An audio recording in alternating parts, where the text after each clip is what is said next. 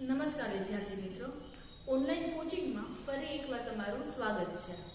આપણે આપણો second chapter ઇકોનોમિક્સનું first તો પૂરું થઈ ગયું હતું.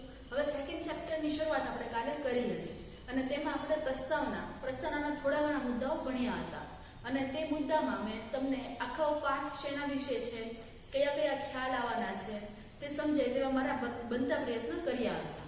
તો હવે તેમાં આપણે બે મુખ્ય અને આપણા પાઠમાં પણ જરૂરી ખ્યાલ હતા, જે હતા આર્થિક વિકાસ અને આર્થિક વૃદ્ધિ. હવે શા માટે તેઓ અલગ પડે છે, તે બંનેનો મતલબ શું થાય છે, તેનો અભ્યાસ હવે આપણે આગળ જતા કરશું. હવે તમને એક એમાં મુદ્દો હતો કે આર્થિક વિકાસ એટલે કે ઇકોનોમિકલ ડેવલપમેન્ટ અને ઇકોનોમિકલ ગ્રોથને પહેલાના જમાનામાં અથવા તો ભૂતકાળમાં અલગ માનવામાં આવતા ન હતા, પરંતુ જેમ જેમ તેનો અભ્યાસ થતો ગયો, તેના ખ્યાલને વધારે પડતા સમજવામાં આવ્યા, ત્યારે સમજાયું કે આર્થિક વૃદ્ધિ એટલે કે ઇકોનોમિકલ ગ્રોથ અને આર્થિક વિકાસ એટલે કે ઇકોનોમિકલ ડેવલપમેન્ટ બંને જુદા ખ્યાલ છે.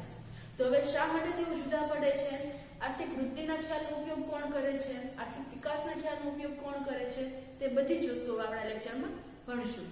હવે તેમાં સૌથી પહેલા છે આર્થિક વૃદ્ધિ. તેની શરૂઆત જ તેની નાની એવી પ્રસ્તાવના, પછી તેની બે વ્યાખ્યા છે જે ઇમ્પોર્ટન્ટ છે તે, અને તેની થોડા ઘણી મર્યાદા છે. એટલે કે આર્થિક વૃદ્ધિનો ખ્યાલમાં કેટલીક મર્યાદા છે, તેના કેટલાક ફ્લોઝ છે, તે આપણે આજે જાણશું. તો સૌથી પહેલા તેની આપણે શરૂઆત કરશું આર્થિક વૃદ્ધિથી અને તેની પ્રસ્તાવનાથી. તો જોઈએ પહેલા આખી પ્રસ્તાવનામાં શું લખેલું છે તે જોઈ લઈએ અને એ પ્રમાણે હું તમને સમજાવતી જઈશ. સૌથી પહેલા આર્થિક વૃદ્ધિને સમયના લાંબા ગાળા દરમિયાન અર્થતંત્રની ચીજ વસ્તુઓના કુલ ઉત્પાદનમાં થતા વધારા સાથે સંબંધ છે. એટલે જાણજો, કુલ ઉત્પાદનમાં વધારો થાય ને ત્યારે તેને આપણે આર્થિક વૃદ્ધિ થાય છે તેવું કહી શકાય. હવે સૌથી પહેલા તો તમને કહું કે આર્થિક વૃદ્ધિ હતી તે આપણે કાલે પણ ભણ્યું હતું કે જે વિકસિત દેશો હતા તેઓ જે વિકાસ કરતા હતા કે તેમાં કોઈ પણ વસ્તુના ઉત્પાદનમાં વધારો થતો હતો, તેમના લોકોના જીવન ધોરણમાં સુધારો થતો હતો. તો આ કોઈ પણ પ્રકારનો પ્રોગ્રેસ થતો હતો ને ત્યારે તે આપણને આર્થિક વૃદ્ધિનું નામ આપતા હતા. તો તેમ જ તે એટલે તેવી જ રીતે અર્થતંત્રના ચીજ વસ્તુના કુલ ઉત્પાદનમાં જ્યારે વધારો થાય ને ત્યારે આપણે તેને આર્થિક વૃદ્ધિ થાય છે તેવું કહી શકીએ છીએ. કારણ કે જે વિકસિત દેશો છે તેના લોકોનું જીવન ધોરણ તો પહેલેથી ઊંચું જ છે. તો હવે એ લોકો કેવો પ્રયાસ કરવાના છે કે તેઓના જીવન ધોરણ છે તે ઊંચું જ છે તેવું ટકાવી રાખે. પછી એટલે કે રાષ્ટ્રીય આવક તથા માથાદીઠ આવકમાં નિરંતર વધારો થાય. હવે રાષ્ટ્રીય આવક કોને કહેવાય અને માથાદીઠ આવક કોને કહેવાય તેનો ખ્યાલ તમે 11માં ભણી ચૂક્યા છો. જે ફરી એકવાર તમને કહી દઉં છું કે રાષ્ટ્રીય આવક એટલે એક વર્ષ દરમિયાન દેશની કુલ આવક, અને માથાદીઠ આવક તેનું સૂત્ર હતું કે દેશની કુલ રાષ્ટ્રીય આવક એને ભાગ્યા દેશની કુલ વસ્તી. એટલે દરેક વ્યક્તિ કેટલું કમાય છે તે આપણને જાણી શકીએ છીએ આપણા દેશમાં. તો હવે જે કુલ ઉત્પાદનમાં વધારો થાય છે એટલે કે કુલ ઉત્પાદનમાં અથવા તો દેશના અલગ અલગ ક્ષેત્રના ઉત્પાદનમાં વધારો થાય છે તો સામાન્ય રીતે રાષ્ટ્રીય આવક તો વધશે જ તે, અને રાષ્ટ્રીય આવક વધશે એ પ્રમાણે દેશની માથાદીઠ આવકમાં પણ વધારો થશે. એટલે કે જે આર્થિક વૃદ્ધિનો ખ્યાલ છે તે કયા સંબંધિત છે કે માથાદીઠ આવક અથવા તો રાષ્ટ્રીય આવકમાં નિરંતર વધારો થાય. ફક્ત એકવાર વધારો નહીં, એટલે કે વધારો છે પછી ઘટાડો થાય ચાલે એવું નહીં, પરંતુ જે વધારો થાય છે તે સતત ચાલુ રહે. પછી જમીન, મૂડી, શ્રમ, નિયોજન શક્તિ જેવા ઉત્પાદનના સાધનોના પુરવઠામાં થતો વધારો. હવે આર્થિક વૃદ્ધિના 3 થી 4 પ્રકારના ખ્યાલ છે કે કયા ક્ષેત્રોમાં વધારો થાય અથવા તો કયા કયા સંબંધોના આધારે આપણે કહી શકીએ કે દેશમાં આર્થિક વૃદ્ધિ થાય છે. તો એનો ત્રીજો ખ્યાલ શું છે કે જમીન, મૂડી, શ્રમ અને નિયોજન શક્તિ, જે તમારા 11માં પણ આવતું હતું. તેના ઉત્પાદનના સાધનોના પુરવઠામાં, એટલે કે ઉત્પાદનના સાધનો છે તેના કુલ ઉત્પાદનમાં પણ વધારો થતો રહે, તે પ્રમાણે તેના પુરવઠામાં પણ વધારો થતો રહે. એટલે કે સતત વધારો થાય, પરિણામાત્મક પરિવર્તન થાય ત્યારે તેને આપણે આર્થિક વૃદ્ધિ થાય છે તેવું કહી શકીએ છીએ. હવે છેલ્લો ખ્યાલ શું છે? ઉત્પાદનના સાધનોના પુરવઠામાં તેમની પ્રાપ્તિમાં વધારો થાય, તેમની કાર્યક્ષમતા વધે અને તેના દ્વારા વાસ્તવિક રાષ્ટ્રીય આવક તથા માથાદીઠ આવકમાં સતત વધારો થાય ત્યારે આપણે કહી શકીએ છીએ કે દેશમાં આર્થિક વૃદ્ધિ થાય છે.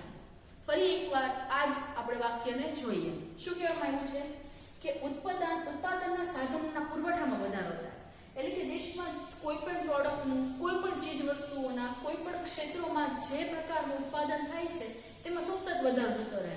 વસ્તીમાં વધારો થાય તો તે જ પ્રમાણે ઉત્પાદનના જે સાધનો છે તેમાં પણ વધારો થતો રહે. પછી તેમની પ્રાપ્તિમાં વધારો થાય, એટલે કે આપણે જ્યાંથી ઉત્પાદનના સાધનો મેળવીએ છીએ તો તેની પ્રાપ્તિ એટલે કે ત્યાંથી આપણે નિરંતર પ્રમાણમાં મળતા રહેવા જોઈએ તે સાધનો. હવે તેની કાર્યક્ષમતા વધે, એટલે કે જે ઉત્પાદનના સાધનો છે તેની કાર્યક્ષમતા વધે, જેમ કે શ્રમ એટલે કે જે મજૂરો છે અથવા તો જે વર્કર્સ છે તેની કાર્યક્ષમતામાં સતત વધારો થતો રહે. હવે આટલી વસ્તુ થશે ત્યારે તો શું થશે કે વાસ્તવિક રાષ્ટ્રીય આવકમાં પણ વધારો થશે દેશની, અને દેશની માથાદીઠ આવકમાં પણ સતત વધારો થશે. ત્યારે તેને આપણે આર્થિક વૃદ્ધિ થાય છે તેવું કહી શકીએ છીએ. એટલે કે આર્થિક વૃદ્ધિનો ખ્યાલ કોની સાથે સંકળાયેલો છે? દેશની જે ઉત્પાદનના સાધનો છે, કુલ ઉત્પાદન છે, દેશની રાષ્ટ્રીય આવક છે, માથાદીઠ આવક છે, આ બધી જ વસ્તુમાં જો સતત વધારો થાય અથવા તો વધારા થવાની ક્રિયા સતત ચાલુ રહે ને ત્યારે આપણે દેશમાં આર્થિક વૃદ્ધિ થાય છે તેવું કહી શકીએ છીએ. ફરી એકવાર આપણે જે પ્રસ્તાવના છે તે સરખી રીતે સમજી લઈએ, પછી આપણે વ્યાખ્યા તરફ આગળ વધશું. સૌથી પહેલા શું કહેવામાં આવ્યું છે કે આર્થિક વૃદ્ધિને સમયના લાંબા ગાળા દરમિયાન, એટલે કે જે ઉત્પાદનમાં અથવા તો કુલ ઉત્પાદનમાં વધારો થઈ રહ્યો છે તે લાંબા સમય સુધી ચાલુ રહે. ટૂંક સમયનો હોવો ન જોઈએ, પણ લાંબા સમય સુધી ચાલુ રહે ત્યારે જ તેને આપણે આર્થિક વૃદ્ધિ કહી શકીએ છીએ. બીજો ખ્યાલ શું હતો કે રાષ્ટ્રીય આવક તથા માથાદીઠ આવકમાં નિરંતર વધારો થાય. પછી જમીન, મૂડી, શ્રમ, નિયોજન શક્તિ જેવા ઉત્પાદનના સાધનો છે તેના પુરવઠામાં વધારો થાય.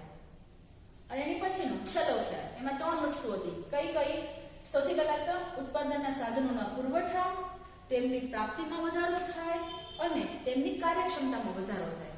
જો આ 3 વસ્તુ થાય ત્યારે આપણા દેશની રાષ્ટ્રીય આવક છે અથવા તો વાસ્તવિક રાષ્ટ્રીય આવક છે અને માથાદીઠ આવક છે તેમાં સતત વધારો થતો હોય તો આ ખ્યાલ કોને પ્રસ્તુત કરે છે? આર્થિક વૃદ્ધિને. સમજાણું? આ હતી આપણી પ્રસ્તાવના, અને કેટલીક વાર 1 માર્કમાં તમારે પૂછાઈ જાય છે એટલે મેં સરખી રીતે સમજાવી છે. હવે આપણે આગળ વધીએ વ્યાખ્યા તરફ. હવે એમાં 2 વ્યાખ્યા આપવામાં આવી છે. બંને વ્યાખ્યા તમારી માટે જરૂરી જ છે, અને બંને વ્યાખ્યા છે 2 અલગ અલગ અર્થશાસ્ત્રી આપેલી છે. તો એક પછી આપણે દરેક વ્યાખ્યા છે ને સમજશું, અને બને તો અત્યારે જ પાકી થઈ જાય તેવા પણ આપણે પ્રયત્ન કરશું.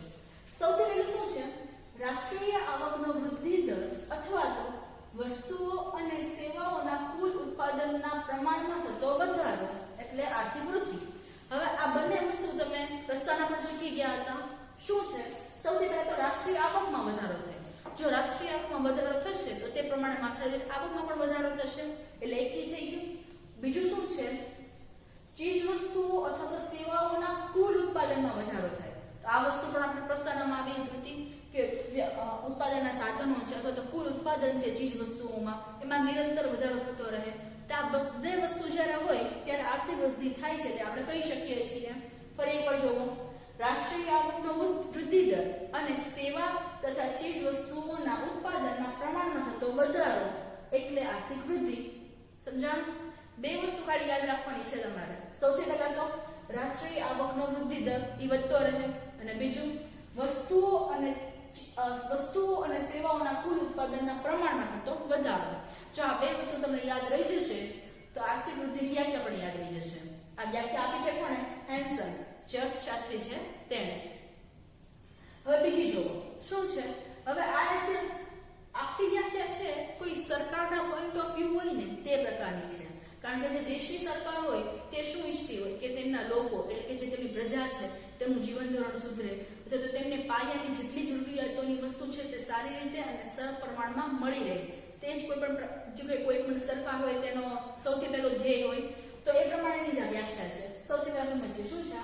પ્રજાને વધુને વધુ વૈવિધ્યપૂર્ણ આર્થિક ચીજ વસ્તુઓનો પુરવઠો પૂરો પાડવાની દેશની શક્તિમાં લાંબા સમય માટે થતો વધારો. એટલે કે જે સરકારની અથવા તો દેશની ક્ષમતા છે તે ક્ષમતામાં વધારો થતો જાય. કેવી ક્ષમતા? કે જે પ્રજાને વધુને વધુ વૈવિધ્યપૂર્ણ આર્થિક ચીજ વસ્તુઓનો પુરવઠો મળી રહે. એટલે કે સરકારનો મુખ્ય ધ્યેય શું હોવો જોઈએ કે જે દેશના લોકો છે તેમનું જીવન ધોરણ સુધરે, તેમને કોઈ પણ પ્રકારની આર્થિક ચીજ વસ્તુઓ છે તેનો પુરવઠો નિરંતર મળતો રહે, તે દરેક વસ્તુનો જ્યારે અમલ થાય ને ત્યારે દેશમાં આર્થિક વૃદ્ધિ થાય છે તેવું આપણે કહી શકીએ છીએ. ફરી એકવાર આમાં પણ બે જ વસ્તુ ધ્યાનમાં રાખવાની છે. સૌથી પહેલું શું છે? પ્રજાને વધુને વધુ વૈવિધ્યપૂર્ણ આર્થિક ચીજ વસ્તુનો પુરવઠો મળી રહે. હવે આ પૂરો પાડવાની શક્તિ છે તે દેશની લાંબા સમય માટે વધારો થતો રહે. આ જ બે વસ્તુ ધ્યાનમાં રાખવાની છે. અને જો એક જ વસ્તુ યાદ રાખવી હોય તો તમારે ખાલી આ કે પ્રજાને વધુને વધુ વૈવિધ્યપૂર્ણ આર્થિક ચીજ વસ્તુઓ, એટલે કે જે ચીજ વસ્તુઓથી તેમનું જીવન ધોરણ સુધરે, તેમની આર્થિક ક્ષમતા વધે, એવા વસ્તુઓ છે જો તેમનો પુરવઠો તેમને મળતી રહે અને તેવો પુરવઠો પાડવાની દેશની શક્તિમાં પણ વધારો, લાંબા સમય માટે વધારો થાય, ત્યારે આપણે કહી શકીએ કે દેશમાં આર્થિક વૃદ્ધિ થાય છે. આ થોડી ઘણી અટપટી પડશે પણ તમારે જો યાદ રાખવી હોય અને સરખી યાદ રાખવી હોય તો આ પહેલી બેસ્ટ છે અને બહુ નાની છે અને તમે શાંતિથી અને સરખી રીતે સમજી પણ શકો છો. આ બીજી છે, ફરી એકવાર ટ્રાય કરીએ. શું હતું કે પ્રજાને વધુને વધુ વૈવિધ્યપૂર્ણ આર્થિક ચીજ વસ્તુઓના પુરવઠો પૂરો પાડવાની દેશની શક્તિમાં લાંબા સમય માટે વધારો થાય, એટલે આપણે આર્થિક વૃદ્ધિ થાય છે તેવું કહી શકીએ છીએ. અને આ વ્યાખ્યા કોણે આપી હતી? સાયમન કુઝનેટ. આ બે વસ્તુ યાદ રાખજો. વ્યાખ્યા યાદ રહી ગઈ. સૌથી પહેલી વ્યાખ્યા શું હતી કે બે વસ્તુ યાદ રાખવાની: દેશની કુલ રાષ્ટ્રીય આવકના વૃદ્ધિ દરમાં વધારો થાય, અને બીજું વસ્તુઓ અથવા તો સેવાઓના કુલ ઉત્પાદનના પ્રમાણમાં વધારો થાય. આ બે વસ્તુમાં વધારો થાય ત્યારે આર્થિક વૃદ્ધિ થાય છે.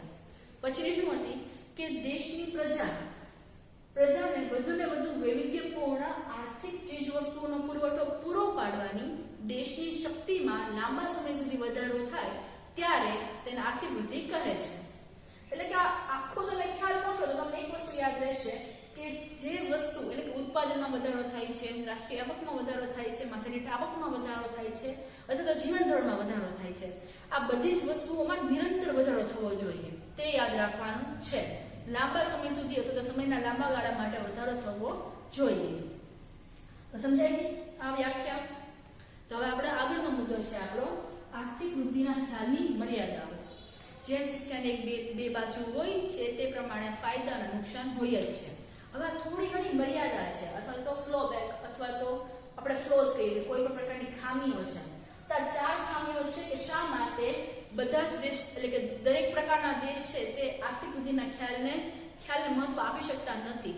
શા માટે બધા જ દેશ માટે, એટલે કે દેશમાં જે પ્રોગ્રેસ થાય છે તે બધા જ દેશના પ્રોગ્રેસને શા માટે આર્થિક વૃદ્ધિ શા માટે નથી કહેવામાં આવતી, તેની આ ખામીઓ છે ચાર, તે જોઈએ છે. સૌથી પહેલું તો શું છે? પરિણામાત્મક પરિવર્તનને ધ્યાનમાં લે છે. સૌથી પહેલા તો વર્ડ યાદ રાખજો: પરિણાત્મક નહીં, પરિમાણાત્મક. હવે એટલે શું થાય? કોઈ પણ વસ્તુમાં સતત વધારો થાય તેને આપણે પરિમાણાત્મક કહીએ છીએ. એટલે કે ઉત્પાદનમાં સતત વધારો થાય, રાષ્ટ્રીય આવકમાં સતત વધારો થાય, માથાદીઠ આવકમાં સતત વધારો થાય, ચીજ વસ્તુઓના પુરવઠામાં સતત વધારો થાય. એટલે કે કોઈ પણ ઉત્પાદનમાં, ચીજ વસ્તુઓમાં, ક્ષેત્રોના ફેરફારોમાં કોઈ પણ પ્રકારનો સતત વધારો થાય ત્યારે તેને પરિમાણાત્મક પરિવર્તન કહીએ છીએ. એટલે કે આ વસ્તુ છે તે કોઈ પણ વસ્તુમાં ઉત્પાદનમાં વધારો થાય ને તેને જ ધ્યાનમાં લે છે. કોઈ પણ ચીજ વસ્તુઓની ગુણવત્તાને ધ્યાનમાં નથી લેતી. સમજાણું કે જીવન ધોરણ તો સુધરવું જ જોઈએ પણ તેમાં કેવા પ્રકારના ફેરફારો આવવા જોઈએ, તેમની જીવનના ગુણવત્તામાં પણ વધારો થવો જોઈએ, તે વસ્તુને આ ધ્યાનમાં લેતું નથી. બીજો ટોપિક શું છે? રાષ્ટ્રીય આવક અને માથાદીઠ આવક વધે છે પરંતુ સંસ્થાકીય કે મનોવૈજ્ઞાનિક વલણો યથાવત રહે છે. યથાવત એટલે સ્થિર રહે છે. એટલે કે કેટલાક પ્રકારના વલણો છે તે હોઈ શકે સંસ્થાકીય વલણો, મનોવૈજ્ઞાનિક વલણો, રાજકીય વલણો અથવા તો પોલિટિક્સના, એટલે કે પોલિટિક્સના સંસ્થાકીય જે વલણો હોય તે યથાવત રહે છે. એટલે તેના બધાના જે વલણો છે તે સ્થિર રહે છે. ફક્ત બે વસ્તુમાં વધારો થાય છે: રાષ્ટ્રીય આવક અને માથાદીઠ આવક.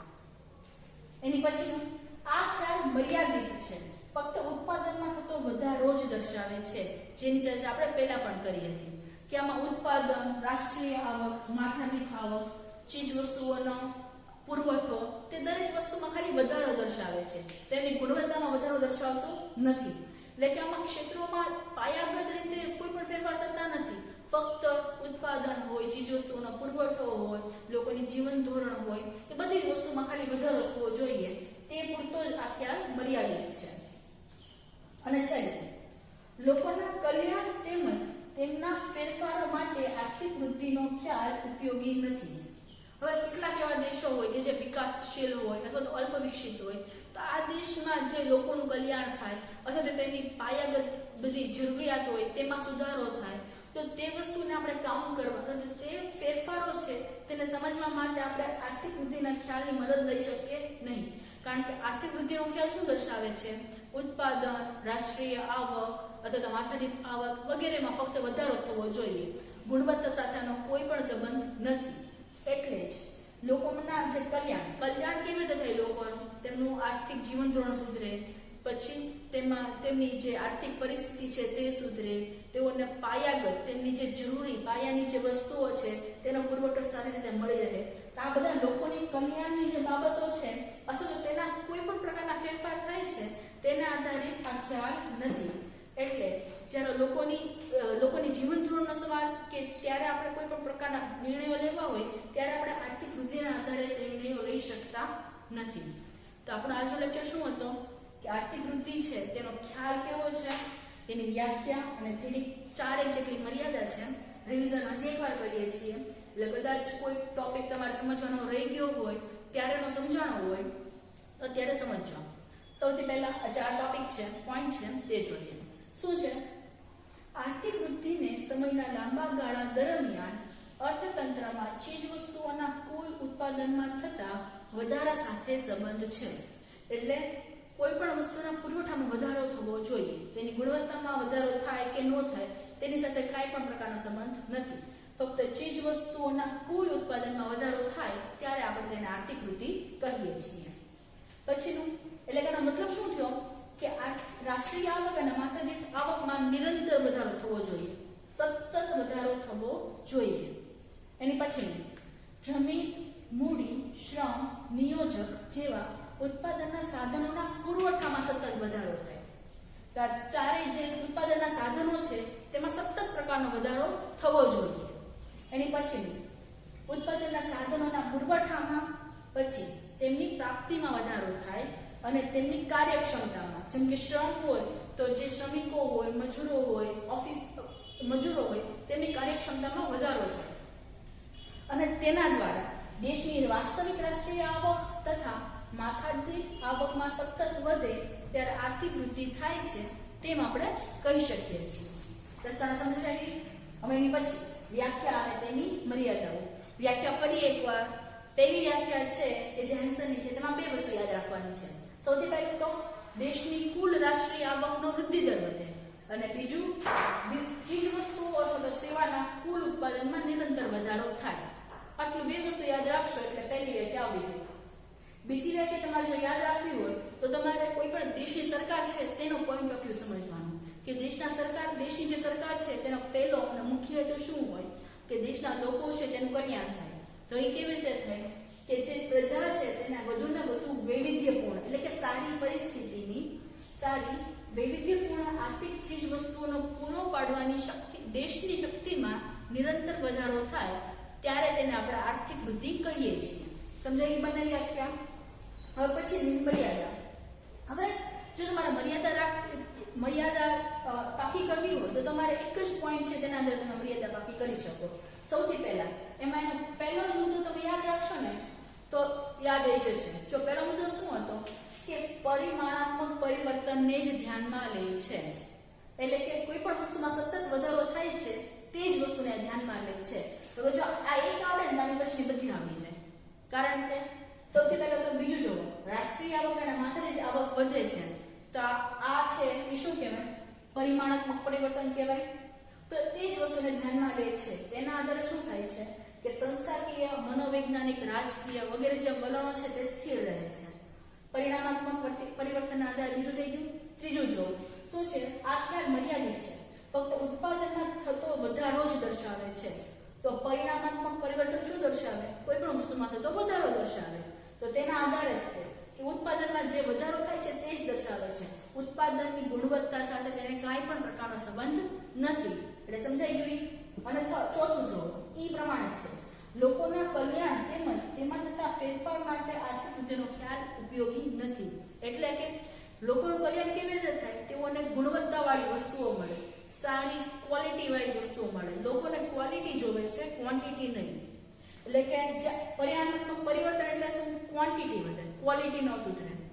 એટલે લોકોના કલ્યાણ માટે. હવે લોકોનું કલ્યાણ ક્યારે થાય? જ્યારે લોકોને ગુણવત્તાવાળી વસ્તુઓ મળે, વધારે વસ્તુઓ મળે ત્યારે નહીં. એટલે કે જો તમે ખાલી આ પહેલો જ મુદ્દો શીખશો ને તો એ જ મુદ્દા પ્રમાણે તમારે પછીના ત્રણેય મુદ્દા છે. તો સમજાય ગઈ મર્યાદા? તો આખું પહેલું આર્થિક વૃદ્ધિનો અર્થ, સૌથી પહેલા તો તેનો ખ્યાલ, તેની વ્યાખ્યા અને તેની મર્યાદા આ પ્રમાણે છે. અને તેના મેઇન ટોપિક જ મેં બોર્ડ ઉપર લખ્યા છે, એટલે એકવાર તમે તમારી બુકમાં લખી લેજો. અને જો ફરીવાર હજી એકવાર યાદ રાખવી હોય તો ફરી એકવાર વાંચીને એક એલટી આપી દેજો, તો તમારા આર્થિક વૃદ્ધિનો સંપૂર્ણ ખ્યાલ તમને યોગ્ય રીતે સમજાઈ જશે. આજના લેક્ચરમાં આટલું જ તેમ. કાલના લેક્ચરમાં આપણે આર્થિક વૃદ્ધિનો ખ્યાલ તો આજે તો ભણી ગયા, તો કાલના લેક્ચરમાં આર્થિક વિકાસનો આ જ પ્રમાણે ખ્યાલ ભણશું. Thank you.